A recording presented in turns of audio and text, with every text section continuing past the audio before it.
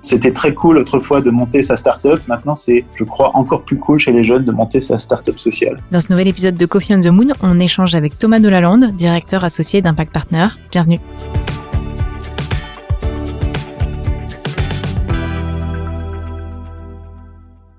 Bonjour Thomas, merci beaucoup d'avoir accepté notre invitation. Est-ce que tu peux d'abord nous présenter Impact Partners ? Impact, c'est une société de gestion qui est née en 2007, 2 ans après une vague de manifestations, de soulèvements qui avait lieu dans les quartiers, qui a été créée à l'initiative d'un certain nombre de personnalités, de dirigeants d'entreprises, de dirigeants de fonds, et qui se sont dit, on va mettre de l'argent. Au début, c'était même du don finalement, du mécénat. Et l'idée, c'était de dire, on va essayer de libérer l'énergie qui existe dans les quartiers pour créer des entreprises qui soient accompagnées le mieux possible pour qu'elles deviennent emblématiques et que surtout elles embauchent localement. On arrive aujourd'hui à une société de gestion qui a pris encore plus d'ampleur, qui gère maintenant plus de 300 millions d'euros au travers de 2 grandes équipes. Une première de capital croissance dans laquelle je travaille et une deuxième de capital création. Moi, je travaille dans l'activité growth ou croissance. C'est d'accompagner des entrepreneurs qui se sentent investis avec leur équipe d'une mission sociale. Je fais bien la précision parce que, bien sûr, il y a des fonds d'impact qui touchent d'autres thématiques. Donc, notre équipe, elle est intéressée par cette matière humaine, par ce qu'on peut faire pour améliorer le quotidien de ses salariés, comment mieux les embaucher, mieux les former. Et donc, notre réflexion, au-delà des réflexions business, c'est sans cesse de réfléchir aux problèmes dans la société et comment essayer à notre mesure de résoudre et même d'inspirer un maximum d'entrepreneurs, je dirais, qui au départ ne sont pas forcément sociaux, pour résoudre ces problématiques sociales.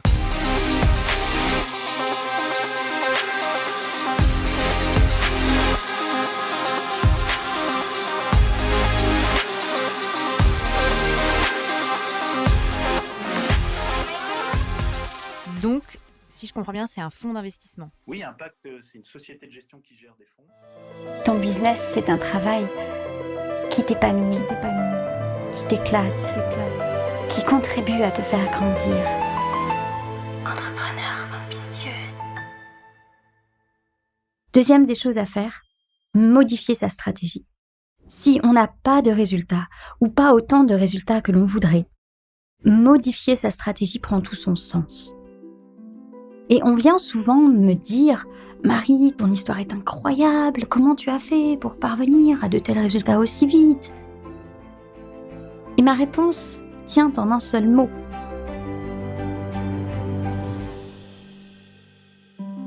J'ai switché régulièrement.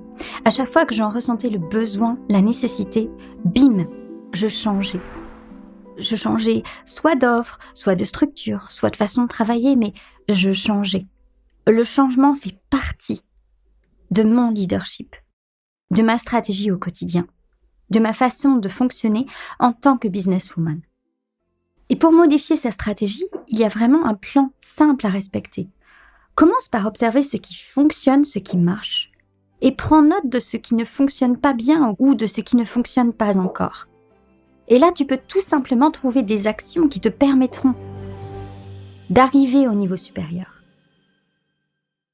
Une autre bonne façon de sortir du canal de l'impatience, c'est d'avoir un regard extérieur sur ton business.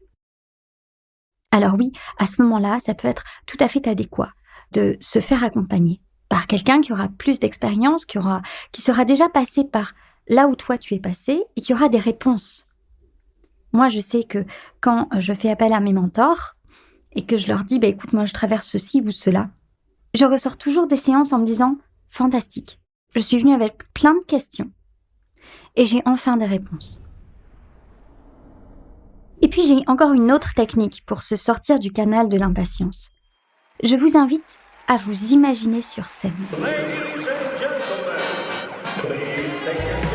Si c'est quelque chose qui te fait triper de te dire qu'un jour tu vas faire des conférences, qu'un jour tu seras sur scène, que tu vas raconter ta life, que tu vas être hyper inspirante, imagine qu'un jour tu racontes ce canal de l'impatience que tu es en train de vivre.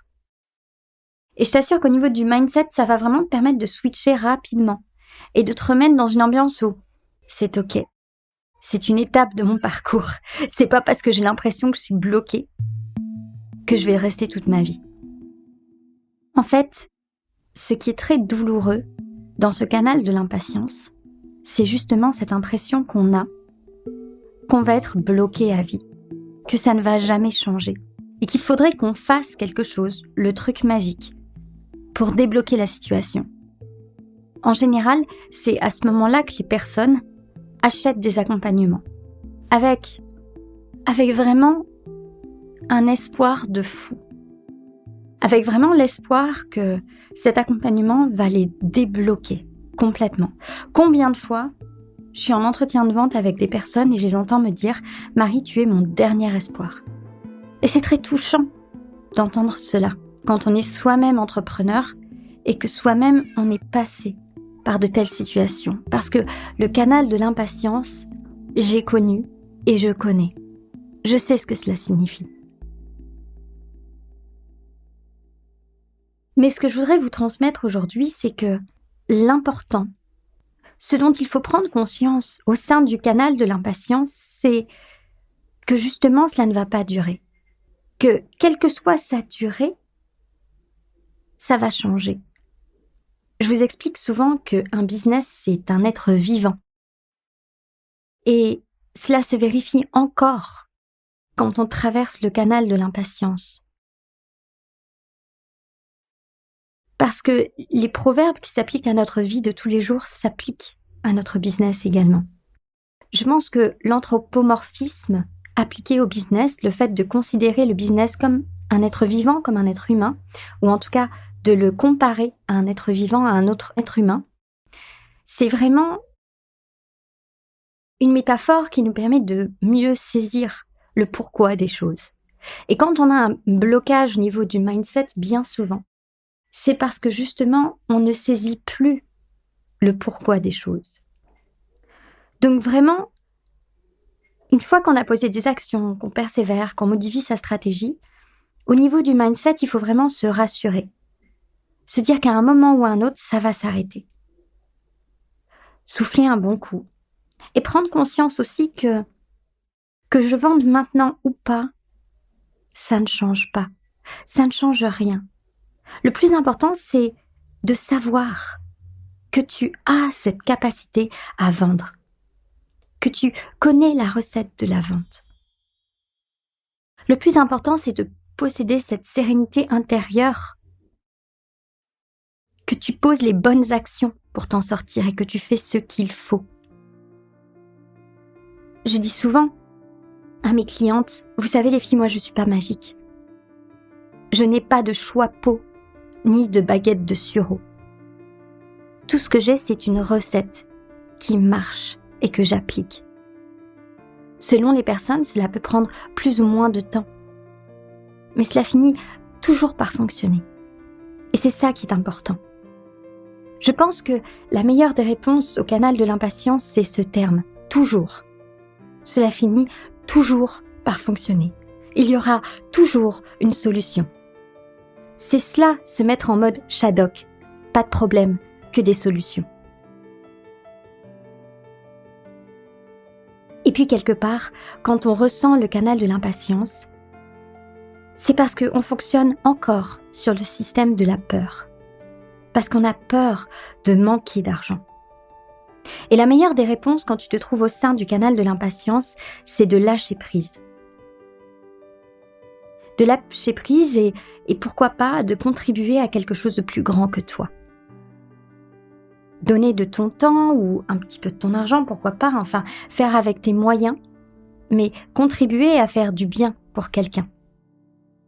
Même si cela consiste à donner un coup de main à une amie entrepreneur qui est coincée.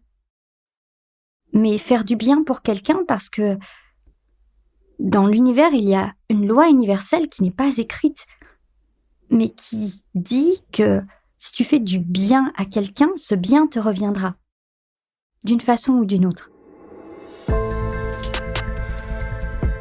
Alors si tu expérimentes une difficulté, soulage la difficulté de quelqu'un d'autre.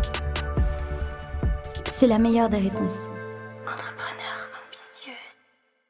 Et tu vois bien que par un tel comportement, on rentre dans un cercle vertueux. On y rentre encore plus profondément.